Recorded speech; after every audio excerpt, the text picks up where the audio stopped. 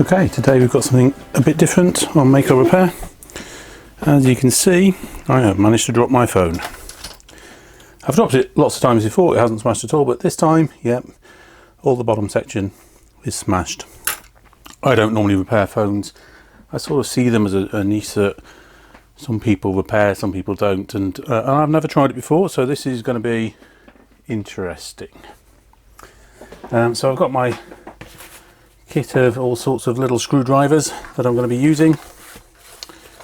I'm also going to be using one of these which I've got kicking around, which is a little magnetic plate with grids on, and this is actually so that when you take the screws out of the phone you can put them back in the right place.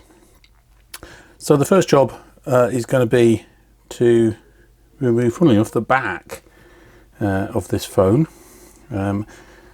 And one of the things, you can see it kind of works fine, there's no problem with it, it just, you know, has a broken screen.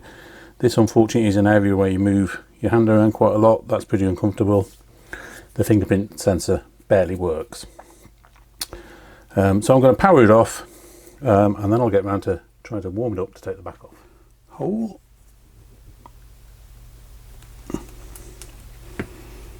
Gosh. There you go. And I'm going to put everything very neatly in order out of the way. Okay, so that's off. So the next job is actually to try and warm up the back, I think, just to soften some of the adhesive. This is in three parts. We've got the back, there's like a side, I don't know what to call it, side casing, and then there's the actual screen assembly.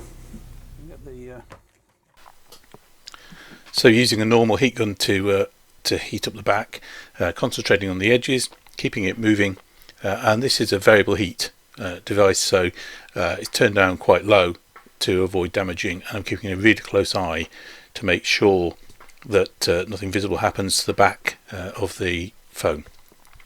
I've got some plastic picks and levers to take off the back with, and I'll be using the thin levers to get started and get under that very, very fine edge, and then I'll start introducing others to hold it open.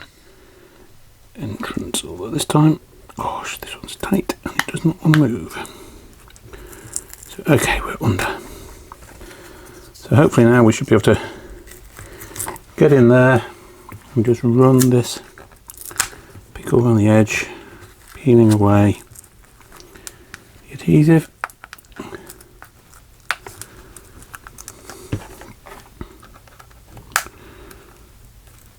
Just using a heavier tool where it's needed. Trying not to do irreparable damage.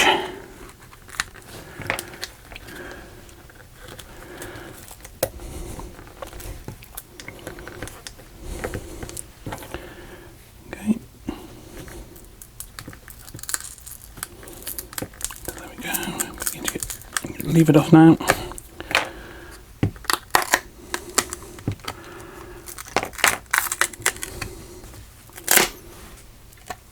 Okay, so that's it. Bit of sticky stuff left, and happily we don't seem to have done any damage. The back came off better than I expected. I've cleaned up the residue around it. Now the question is, what needs to come off next? It will either be the little surround thing all around the edge here, or it will be undoing all these screws and removing the screws. I don't know which goes first, so I'm going to go for the screws. On some of the latest boards, the screw size varies, and it can be quite troublesome because there's very little clearance, and Some of the screws sit directly over printed circuit boards, and if you put the wrong size screw in, you can actually fracture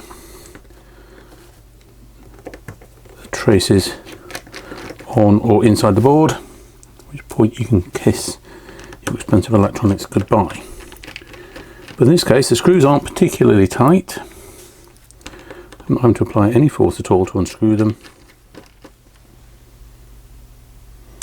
Okay, it's time to try and get the outer edge off. So I'm actually using the battery as a bit of a lever point just to get things started. And we'll pop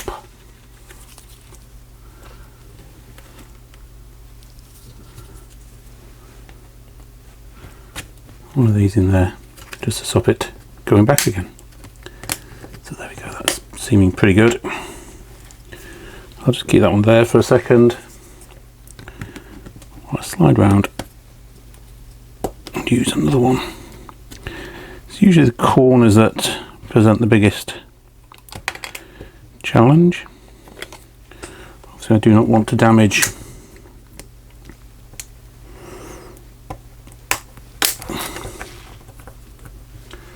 try and get this so you can see past my hands. So I'm going in there, levering, it's pulling away a little bit, and there we go, we're under. So again, we can just slip pick up something in there to help avoid it closing up again too easily, and just run it around the edge, trying to persuade it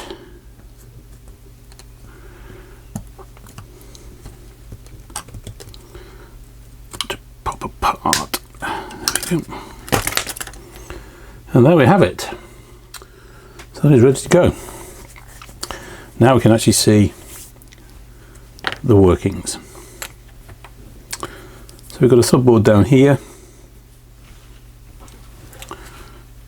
Move things a little bit more into the display. There we go. So we've got a subboard down here. It's got the charging circuit on and things like that. And here we have the little fingerprint detector. Is this small little square just here. These are obviously the lenses for the camera, and you know, this is the main board. Up here there's a microphone there, and we can see the new front panel, how that's actually going to sit in there. Here's the battery receptacle and some of the circuitry already there. This part is already provided, so no comments that I missed a bit when I don't put that in. Okay, so next up is really just to remove these boards, remove these connectors, doing as little as possible to be perfectly honest.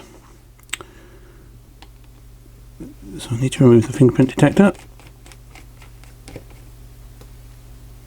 I'm just going to put these in one of my little square boxes.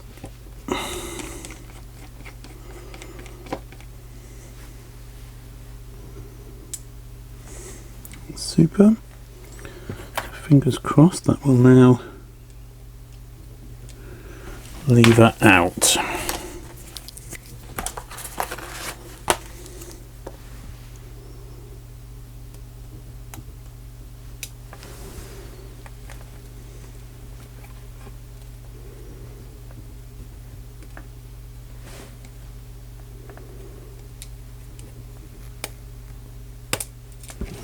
It goes across to a little connector just here, which you have to pop off vertically. Okay, so what to do with this? Somewhat clean would be great, wouldn't it really? Just pop that on the board, on the bench right next to the new panel, kind of in the right place. Now I'm taking a quick look around. On here I can see that I've got a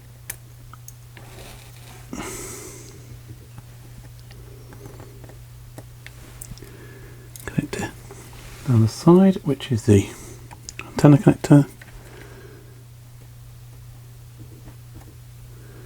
I've got a connector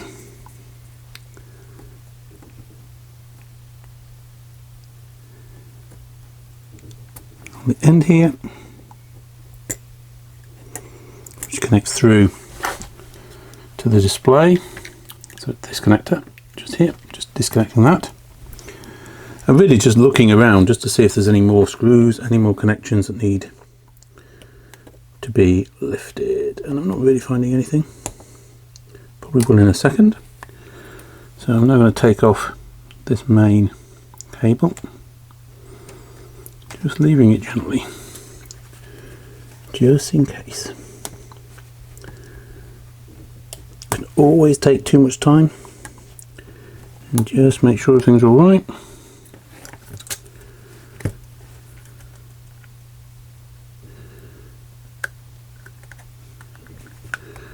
But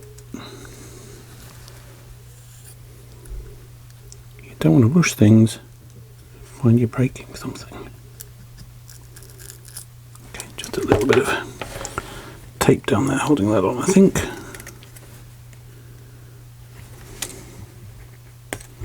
Yep, bit of gluey stuff under there. So again, just positioning that so I know exactly where it goes. And I come back to it, and there's like a little tape down there, so that's fine. I will replace that on the new board. Okay, I think looking fine here now. So looking at this, I do have a couple of black screws on the top. Looking to see what else is there, if anything. So I was thinking I wouldn't remove this full cable, but since it's in the way of the battery, I think I actually will.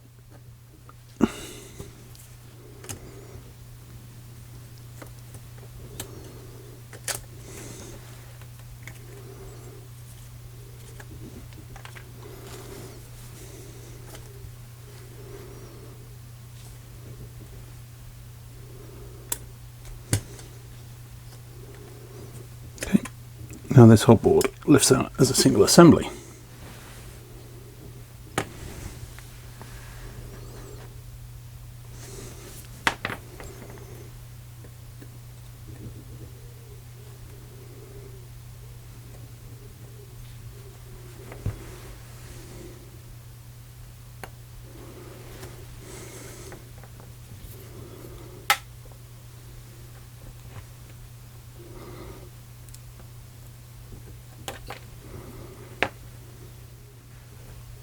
And I'm just kind of cross-checking, looking backwards and forwards between the new shell for the front and the old, just to make sure that I haven't accidentally left anything in, and I don't seem to have.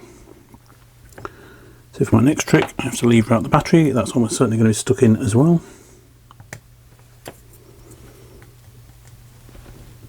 In fact, that is not going to be strong enough. I'm going to go for a wide blade. Oh, it's flexing as I try and remove it. I'm going to apply a little heat again.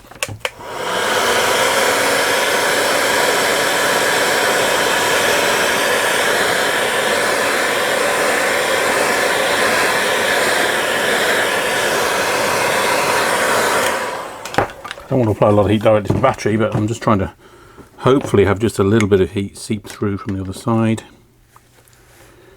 I'd really like to not have to replace the battery at all.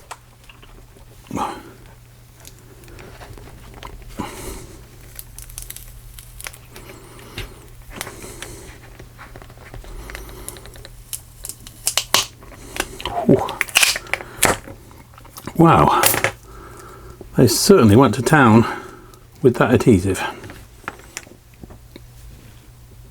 So quick side by side on the two displays. Here's the old one, here's the new one. As you can see, looking pretty blinking identical. So it's time now to just remove the protective tabs from the new one.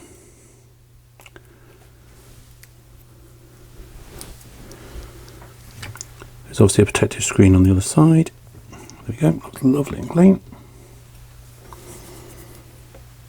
start reassembling.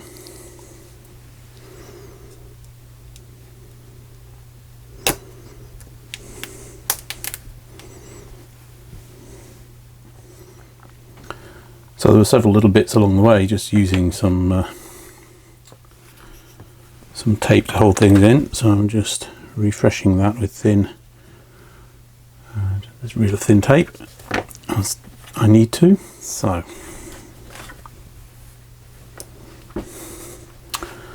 let's make a start.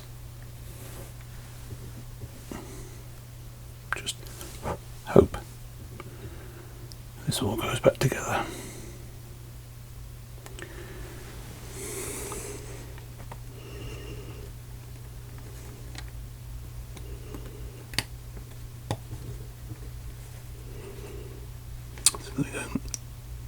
That's the first bit.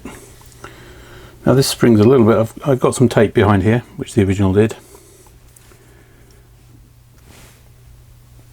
just to hold things.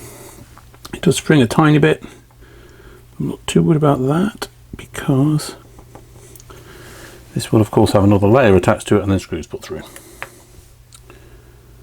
Next up is the fingerprint detector, which I have been scrupulously cautious about not touching the front of.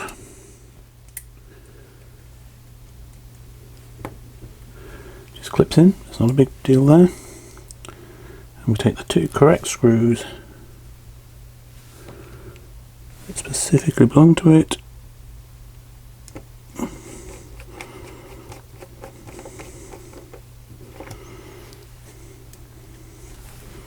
screw it in, but not excessively. I'm sorry, it's I'm right-handed, so it's quite tricky for me not to get my hand in the way of the camera when I'm putting these screws in. Okay, so far so good. Bring this little one over. I hope we can get it to clip on. There it is. So okay, that's actually the screen connected.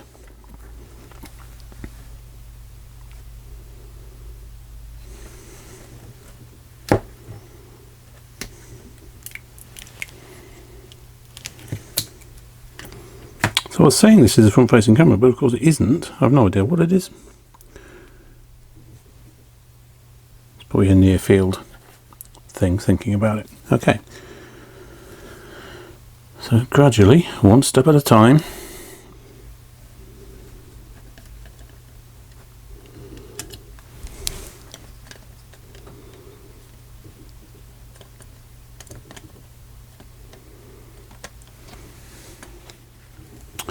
definitely just running into a little bit of something in the way at the moment. I'm not quite sure what it is.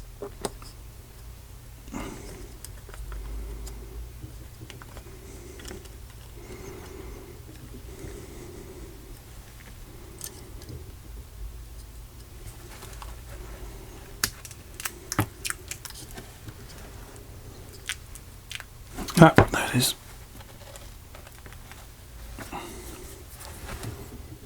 A little cover.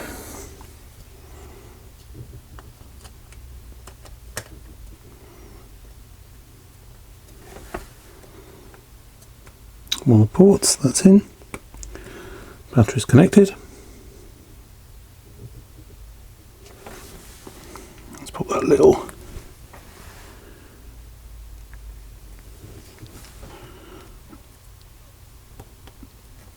screw in that was over this side.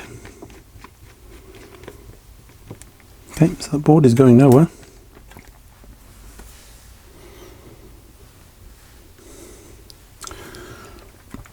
Reconnect the top and bottom boards.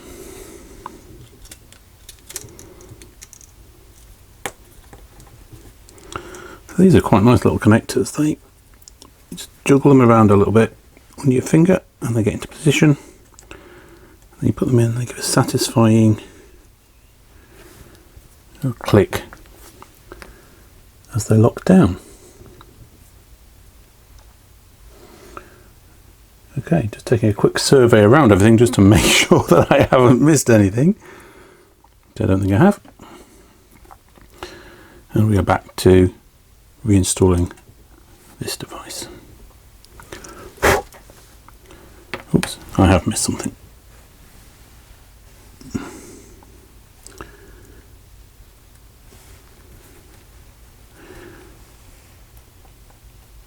This is the little antenna. This thing's pushing into its little retaining slot.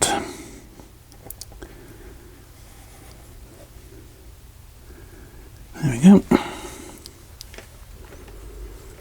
So that's a bad moment to get cramp in your hand, just as you're trying to slot one of those things. And I'll just use this to push it down and make sure it's all the way in. Don't think it goes any deeper.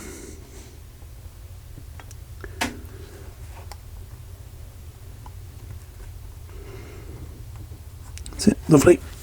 Okay. Mustn't press too hard on that, I don't want to collapse the coaxial cable.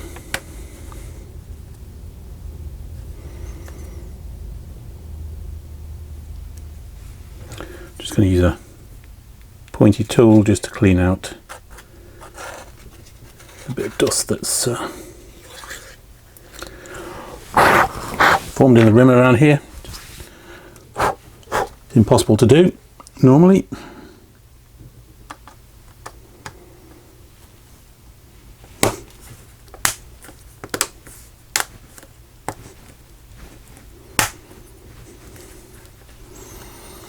So far so good. There we go. Okay, so I'm not going to stick the back on for a second, just in case I need to take it apart again. I'll just place it on lightly. As you see, it needs stuff sticking to make it work. And we shall pop the sims back in. I think that's the wrong way. Where do the sims go? Not that way.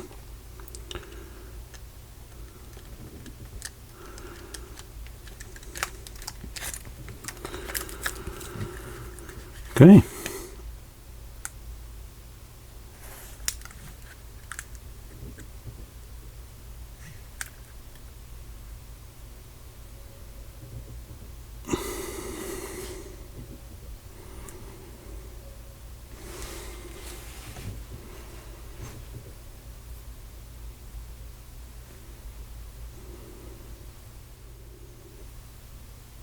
I'm not panicking yet. This does always take a long time to start up.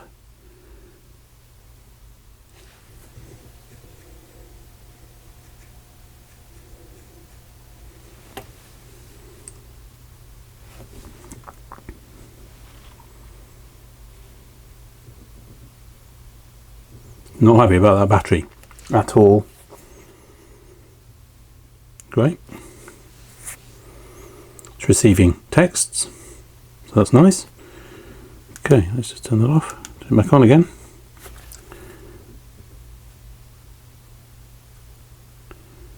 And truthfully, this is what I was expecting to happen.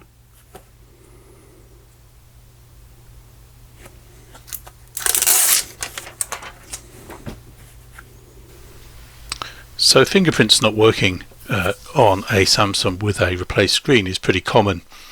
In fact, it's by design. Samsung did a patch in which they linked the serial number of the screen and the serial number of the fingerprint detector within firmware, so that third parties have a lot of difficulty replacing the screen. Now, that is sort of solvable if you do a full firmware, that is an Android firmware reboot, and I'm going to have to do that to solve this problem. Okay, so not too bad. It starts, the display looks nice. The fingerprint scanner does not work as predicted, but everything else seems absolutely spot on. Certainly got the everything seems to work just fine. Swiping, I haven't tried the cameras yet. Oops, there we go. Camera's working fine. Switch cameras. Ooh, there I am. Ooh, that's pretty horrible. Switch back again quickly. Okay, so that's absolutely fine. That's just my movable shutter. Yeah, looks absolutely clean, absolutely perfect. Very happy with it generally. So now I'm just going to go and look and see whether I can get away with a workaround for the fingerprint sensor.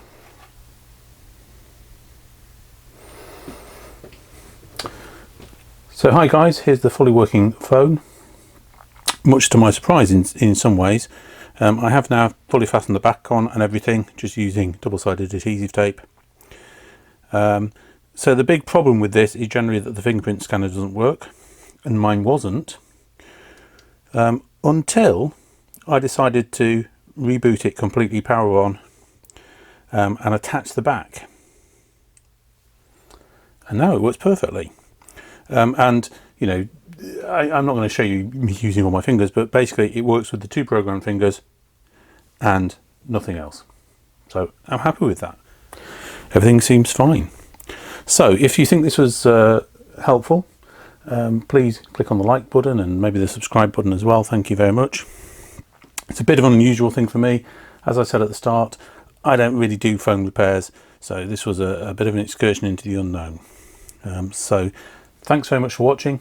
Don't forget to like and subscribe, and take care.